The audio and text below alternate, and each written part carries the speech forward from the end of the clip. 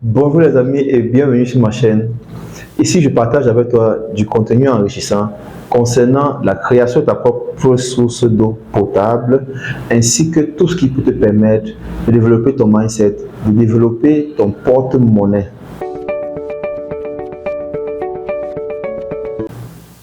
Aujourd'hui, j'ai quelques secrets à te révéler, particulièrement 3 clés qui vont te permettre de produire des miracles dans ta vie. Ces 3 clés dont je vais te parler aujourd'hui, parce que nous sommes le week-end, c'est ce que moi-même j'ai appliqué dans ma vie, les amis. Il y a de cela moins de 3 ans à 4 ans. Je vivais avec ma famille dans une maison qu'on appelle Karabot, pour ceux qui connaissent au Cameroun. En fait, c'est une maison en matériaux provisoires. Et vraiment, je n'aimerais pas que cela puisse t'arriver. Peut-être toi, tu es encore chez vous. Ou bien peut-être tu es encore étudiant. Ou bien même tu es en Europe, tu te cherches. Je vais te partager ces 3 clés-là. Applique-les. Applique-les. Et surtout, sache que ta vie ne dépend que de toi. Nous sommes le week-end et il faut se lâcher. Aujourd'hui, on va parler seulement d'eau, parce qu'on ne vit pas que d'eau. Donc, la première clé, c'est d'avoir des objectifs de vie. Avoir des objectifs de vie. Même si ces objectifs ne sont pas encore détaillés point par point, tu dois avoir un objectif de vie. En 2018, j'étais encore salarié dans une grande entreprise de la place au Cameroun, particulièrement sur Douala, puisque j'ai une formation d'ingénieur en génie mécanique. Et lorsque j'étais dans ce boulot, mon objectif était de me détacher. Pourquoi me détacher? Parce que j'aspirais à vivre la vie que je voyais mon papa vivre. Écoute bien, écoute bien. La troisième clé que je vais te partager, tu ne vas pas en croire tes yeux. C'est quelque chose de si simple que si tu le mets en pratique, tu ne vas pas en croire tes yeux. Donc, j'avais un objectif en tant que salarié. Ce n'était pas de faire un prêt bancaire pour construire ma maison. Non, non. C'était non plus d'avoir une augmentation de salaire chaque mois. Non, non. Puisque ce que je gagnais déjà me permettait de vivre de manière décente. Mais c'était que je voudrais impacter le monde, je voudrais servir le maximum de personnes possible. Ce qui fait que, ayant cet objectif-là, je me détachais beaucoup de mes collègues. Lorsqu'il n'y avait pas de tâches, puisque j'étais au service de la maintenance, lorsqu'il ne fallait pas intervenir sur un pont roulant, j'étais dans mon bureau que je partageais avec un collègue en train de lire ou en train de faire des recherches. Toujours, parce que je ne voulais pas me laisser complètement envahi par l'environnement. Parce que vous savez, notre environnement nous façonne. Il faut être fort, il faut avoir un caractère solide pour pouvoir modifier son environnement. Donc le premier objectif, mon ami, toi qui me suis du Sénégal, de la Côte d'Ivoire, du Bénin, vous êtes nombreux les jeunes, je vous encourage. C'est vrai, je suis un modèle pour vous, mais je vous encourage à mettre en pratique ce que je dis dans mes vidéos. Donc, premier objectif, première clé, c'est d'avoir un objectif de vie. Qu'est-ce que tu veux de ta vie? Si tu veux être un grand salarié, un super DG, il faut penser à cela. Parce que ne te contente pas d'avoir 500 000 de salaire, il faut rêver grand. Il faut rêver grand. Je ne sais pas si vous connaissez l'histoire de ce grand homme d'affaires, ce grand directeur, PDG d'entreprise, qui a été même PDG je pense que c'est l'entreprise qui produit les voitures Mitsubishi ou Toyota, qui a eu un sale coup et qui s'est même échappé, qui travaillait au Japon, qui touchait plus de 12 millions d'euros par mois. Un PDG d'entreprise, c'est-à-dire c'est pas sa société, il gère. Donc si c'est ça qui t'intéresse, parce qu'il ne faut pas croire qu'il faut absolument être patron pour pouvoir gagner sa vie ou devenir riche. C'est faux. On dit tellement ça aux gens, mais c'est faux, archi faux. Vous savez, il y a de cela quelques années, vous savez combien touchait le directeur général de Disneyland Paris? Les amis, il faut arrêter de suivre ceux qui vous disent qu'il faut absolument à tous les prix être patron pour pouvoir devenir riche. Ce n'est pas vrai du tout. Ce n'est pas vrai du tout. Je vais vous donner un cas simple. Ici au Cameroun, le directeur d'une grande entreprise de distribution d'électricité touche plus de 30 millions par mois. Vous connaissez combien de propriétaires d'entreprises qui peuvent générer 30 millions de bénéfices pour eux? Parce qu'il y a d'abord les charges, hein. Il y a les salariés, il y a le loyer, il y a tellement de charges. Et que tu gagnes 30 millions pour toi-même en un seul mois. Vous connaissez combien de patrons? Les amis. Donc, premier objectif de vie, première clé pour moi, c'est d'avoir les objectifs. Ensuite, la deuxième clé, c'est que tu dois t'engager dans le processus. Tu dois t'engager.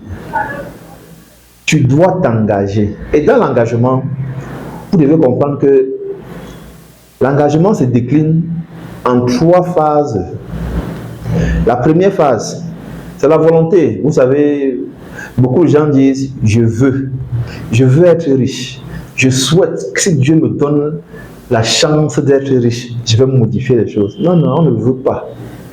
Pour réussir, le vouloir, c'est le premier pas, c'est la première des choses. Parce qu'après le vouloir, il faut avoir la foi. Il faut avoir la foi. Et comment faire pour développer la foi? Comment faire pour développer la foi, les amis? Beaucoup de gens ne vous en parlent pas. Ils sont pleins, là, les influenceurs, qui vous disent comment est-ce que il faut passer de 0 francs CFA à 1 million de francs CFA. Comment il faut générer les revenus de 100 000 francs à 10 millions de francs CFA. Mais ils ne vous parlent pas de la racine même. La racine, qui est quoi? Qui est la foi, la racine. Est-ce que tu crois? Et comment faire pour croire? Dans une de mes vidéos, je vous ai dit, la foi vient de ce qu'on entend. Ou bien de nos expériences. Parce que vous devez savoir une chose, qui modifie son cerveau, modifie son esprit. Et comment modifier donc son cerveau? Par la connaissance, en apprenant, oui, ça c'est le savoir savant. Hein, c'est-à-dire que je sais que, comme on nous a appris à l'école, l'eau doit être inodore, incolore et sans saveur. Ça c'est le savoir savant. Maintenant, qu'est-ce qu'il faut faire pour que l'eau ait ces 3 principaux caractéristiques-là? C'est là où entre en jeu la vraie connaissance, la mise en pratique. Donc, la foi. Avant de faire de grandes choses, tu dois croire d'abord en toi. Et comment faire pour croire en soi? Je vous ai parlé de 33 phrases de programmation pour transformer votre vie. Et je vous ai toujours dit, si vous êtes intéressé, écrivez-nous en commentaire. Et nous allons vous envoyer ces 33 phrases-là. Ce sont des 33 phrases qui vont changer complètement ton identité. Donc, après la foi, il faut passer à l'action, les amis. Je vais revenir un peu dans la foi parce que j'ai tellement envie de partager ce que moi j'ai fait pour que ça modifie ma vie. À l'époque, quand je dis à l'époque, c'est qu'il y a de cela même moins de 3 ans. Hein. Je ne parvenais même pas à faire une tontine, c'est-à-dire à épargner même 50 000 francs par mois. On va dire 3 ans à 4 ans par là. Je ne parvenais pas à épargner 50 000 francs par mois. Pourtant, je touchais les salaires de plus de 500 000. Et j'ai donc découvert comment faire pour modifier mon identité, pour augmenter ma confiance en moi, grâce aux paroles transformatrices dont je vous parle tout le temps. C'est comme ça que j'ai commencé à répéter les phrases. Répéter les phrases, en fait, ça demande aussi de la discipline. Je répète les phrases et je ressens comment mon identité change. Je ressens comment je commence à prendre confiance en moi pour faire des choses avec assurance. Parce qu'il ne suffit pas seulement de faire les choses. Et après un certain temps, après pratiquement moins d'1 an, je me suis mis à faire une tontine de 200 000 francs par mois. Et après ce montant-là, je vais pas le dire, mais je l'ai multiplié pratiquement à presque 10, les amis. C'est ça, c'est de ça qu'il s'agit. C'est de ça qu'il s'agit. Parce qu'avant de dire que je vais me lever pour être numéro 1 mondial, il faut d'abord que toi-même, tu aies confiance que tu peux être numéro 1 mondial. Regardez un peu l'exemple de Ngannou, de Francis Ngannou. Allez chercher un peu son histoire. Vous allez voir, les amis. La foi soulève des montagnes. Avec la foi, tu peux, c'est-à-dire avec la confiance en toi, tu peux faire des choses extraordinaires. Donc, c'était une parenthèse. Maintenant, il faut passer à l'action. Il faut passer à l'action. C'est-à-dire, il faut agir, les amis. Il faut agir. Il faut agir. Et si possible même, il faut agir massivement. Massivement. Il faut agir massivement. Il y a un célèbre que je vais appeler coach, Jim Rohn, qui disait: si tu veux augmenter ton taux de réussite, fais l'effort d'augmenter ton taux d'échec. C'est paradoxal, n'est-ce pas? Mais il faut essayer. Essaye de faire les choses dans l'option de que je vais faire. Ça ne marche pas, je vais le faire. Ça ne marche pas, je vais le faire. Et tu vas voir que tu vas quadrupler ton taux de réussite. Tu vas multiplier même par 10 ce que tu pouvais faire. Et les résultats seront au rendez-vous. La troisième clé, les amis.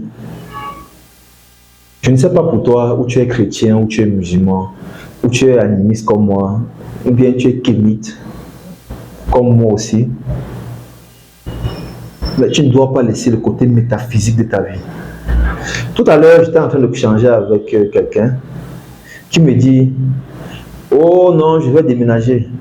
Je vais déménager parce que je dors mal. Les rêves que j'ai fait cette nuit, je ne peux pas passer la nuit dans cette maison aujourd'hui.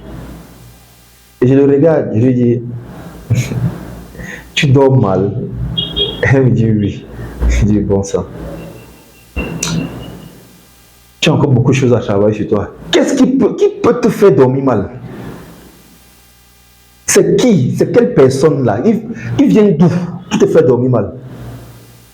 Toi, créature de Dieu, Dieu même incarné sur cette terre, tu dors mal?